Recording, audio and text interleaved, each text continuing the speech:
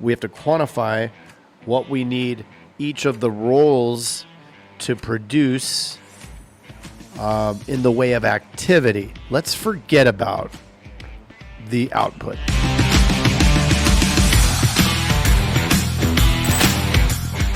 The only way that you will ever supersede or outperform some high water mark that is seemingly unattainable at this moment is to throw away any past prior misconceptions about what is actually possible. Every single person listening to this has within themselves and their agency the ability to do 200K a month, 300K a month, heck, 500K a month. You can get there at some point. But there's some fundamentals that have to be in place once we've thrown that out the window, our old number, right? I remember old Craig, the most that agency could have done in old Craig's mind was 50K a month. Beyond 50K, that was impossible. That was something that only people put on Facebook that somehow magically were unicorns and were able to do it. But what wasn't understood, and I'm not going to point any finger or hold any fault, there wasn't any guidance as to what needed to be done, the how to get to that what, right? The what is writing the 100, right? The first big milestone was to get to 100K. The next big milestone was to get to 200K. The one after that, 250, 300, right? As we slowly inch up and get to some number. And at some point, if it's not fun, right? If we don't want to have a team of however many it takes to get to 300, depending on where you are. I mean, if you're in Texas, that could be a couple people, maybe 3 people. If you're here in Arizona, it's going to require a little bit more than 3 people, just because of the size of premium. But I digress. So there's some important things that have to go into place. We touched a little bit on part of this, which is having the right people in the right seats, right butts in the right seats. We don't want our producers making the dials needed to get results from leads. That's the first thing. We definitely need to have that tele-team plugged in and making those dials, right? Some kind of consistency on the front end of the telefunnel, and then on the back end, the producers who are taking those transfers, taking those callbacks, who are taking advantage of all of that opportunity that's created by the initial activity and then turning that into sales. So what do we need to do? We have to watch those inputs. What are the inputs, right? We have to quantify what we need to come in the front end.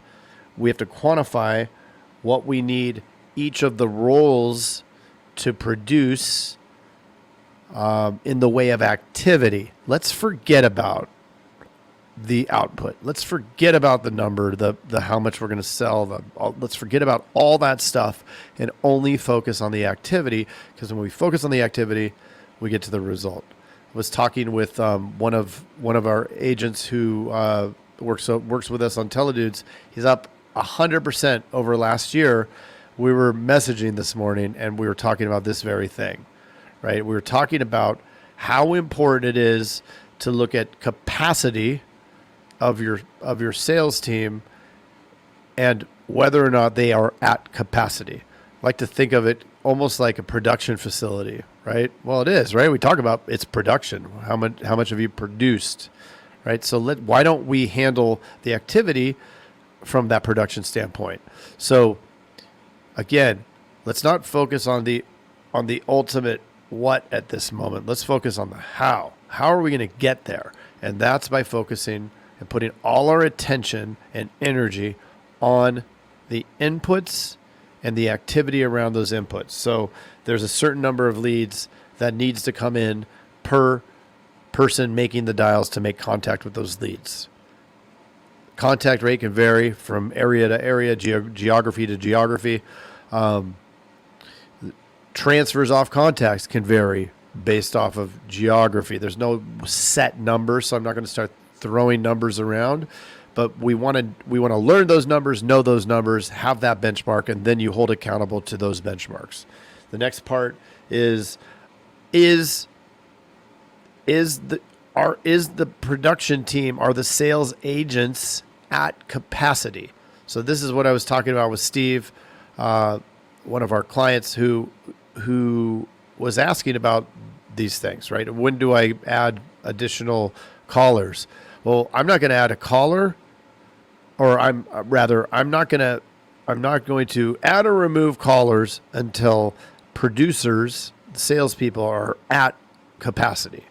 Okay, so, or rather, I'm not going to add producers until the current sales producers are at capacity.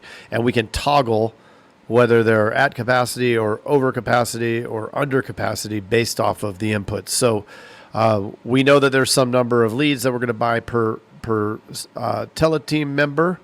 But then from the teleteam member, we're going to have as many teleteam members as it takes to get to our producers to capacity. Because once we have a producer at capacity, and from an activity standpoint, I will throw a number out there, 10 quoted households. So that's 20 quotes if they're bundling, right? But 10 quoted households is about peak capacity for producers. Anything more, they're going too quick. They're rushing them. They're starting to make decisions that they shouldn't be making, which is, this is a good one, this is a bad one, moving through too quickly and not following the script that they need to be following.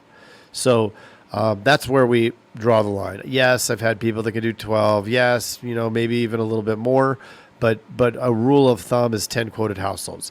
If we have a producer who's doing 2 quoted households, well, heck, we're not going to add another producer. We're not going to add another sales agent at this point, because all we're going to do is divide the pie into more pieces, right? And you're going to be paying that base payroll for somebody who's not going to be able to really get you anything additional.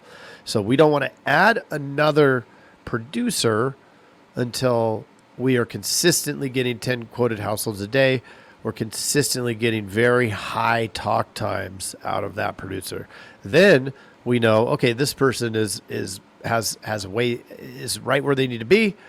Let's add another one. Of course, we're going to have to add more on the teleteam side in order to push the additional activity to that producer. So that's another important piece. As we scale producers, we're going to have to add on the front end of the funnel too.